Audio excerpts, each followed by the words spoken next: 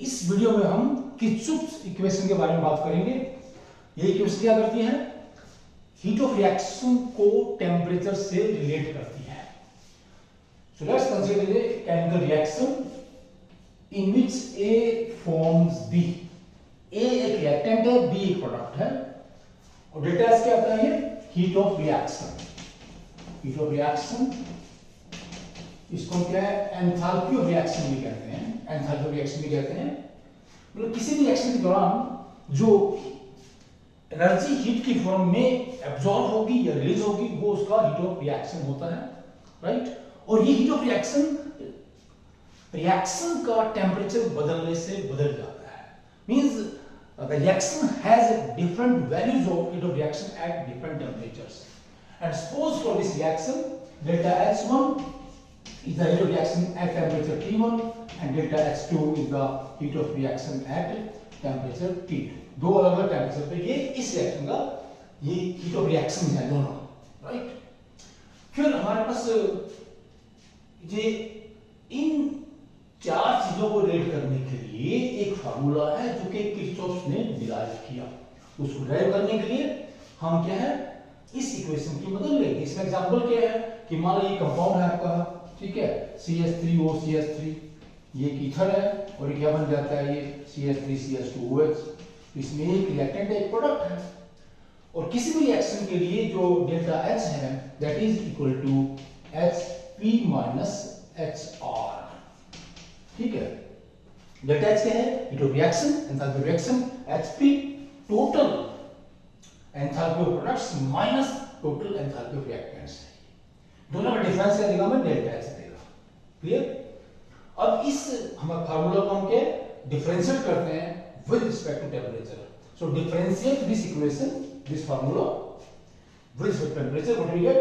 That is your curly delta H और curly T is equal to curly HP over curly T minus curly HR over curly T.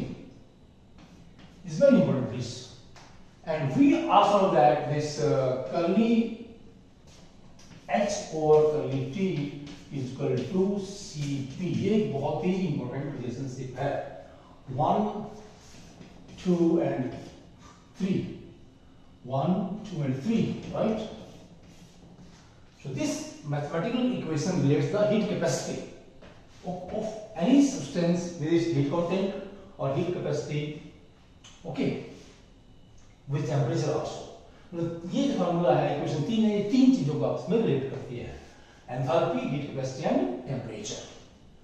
Okay please, अगर हम यहाँ पर ये value put करते हैं, देखिए प्लीज यहाँ पर है इसमें put this formula here, ये from 2 and 3 इनको मिलाकर क्या मिलेगा हमें? कर्ली डेल्टा H और curly T is equal to, it is your CP, किसका है ये? Products minus CP reactants is equal to delta CP, change of heat capacity during reaction. Delta CP क्या है? Delta CP is equal to CP of products minus CP of reactants। अगर products reactants दो ज्यादा है तो क्या लेंगे? Total CP of products minus total CP of reactants, क्या मिल जाता है? Change of heat capacity during reaction delta CP। तो देखिए प्लीज यहां पर लगभग ही जो डेल्टा CP की वैल्यू है कांस्टेंट रहती है कि इस रिएक्शन में जब हम टेम्परेचर चेंज करते हैं T1 से T2 तो डेल्टा CP में कोई बहुत ज्यादा बदलाव नहीं आता है। जब बदलाव आएगा वो नेग्लिजिबल आएगा, उसको हम निग्लेक्ट कर सकते हैं, ठीक है। So delta CP remains unchanged during the temperature change. Delta CP एक तरह से कांस्टेंट है।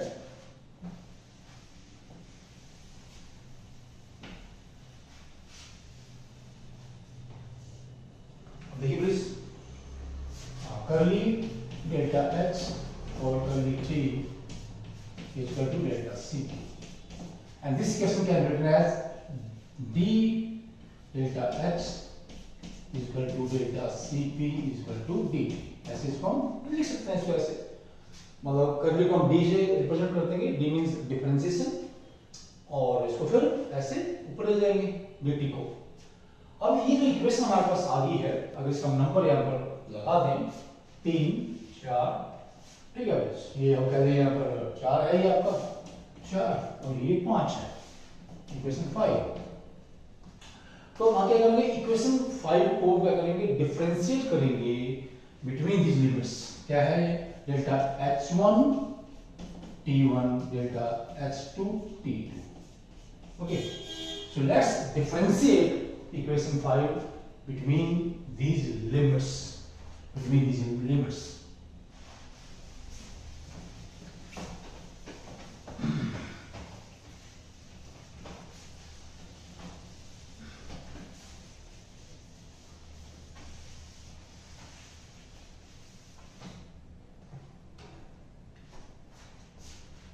क्या बन जाएगा सही, delta h1 delta h2 your d delta h equal to delta cp constant है, t1 t2 that is your dt।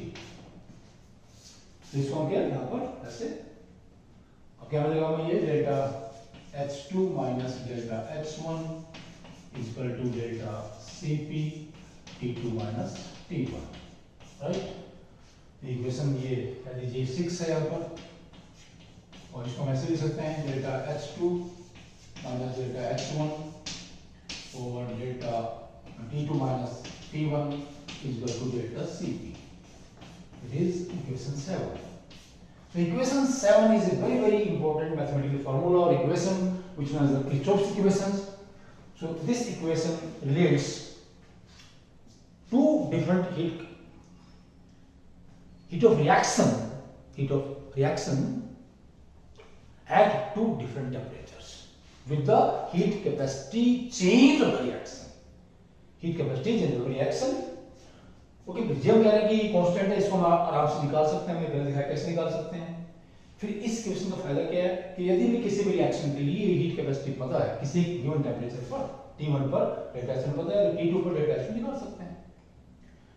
Clear. कई बार क्या थ्योरेटिकली मान लिया हमें क्या पता है, ये पता है, ठीक है, ये पता है, ये पता है और ये भी पता है, तो उसका रिएक्शन का टेंपरेचर भी कैलकुलेट कर सकते हैं, उल्टा भी कर सकते हैं इसके अंदर।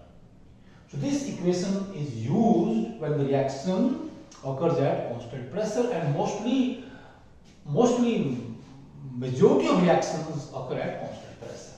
But if the reaction occurs at constant volume, the equation 7 can be modified or can be changed। क्या बन जाएगा फिर ये, delta U2 minus delta U1 और T2 minus T1 is equal to delta C। ये हम इक्वेशन यूज करते हैं, the change in heat capacity during reaction at constant volume and there is the change in internal energy at this temperature during reaction, change in internal energy during reaction at this temperature। तो जब कोई भी reaction क्या है constant volume पे होती है, तो हम ये वाला किरचॉफ्स इक्वेशन का फॉर्म यूज करते हैं। लेकिन हम क्या बोल रहे हैं कि मोस्टली ज्यादा रिएक्शंस कांस्टेंट प्रेशर पर होती हैं, चाहे वो नेचुरल रिएक्शंस हैं या और बहुत सी रिएक्शंस हैं, और एग्जाम्स में भी इसी फार्मूला पे बहुत से न्यूमेरिकल जाते हैं या इस आर्टिकल पर बहुत से क्वेश्चंस भी पूछे जाते हैं। That is why the article is very important। Okay, please, thanks, namaskar।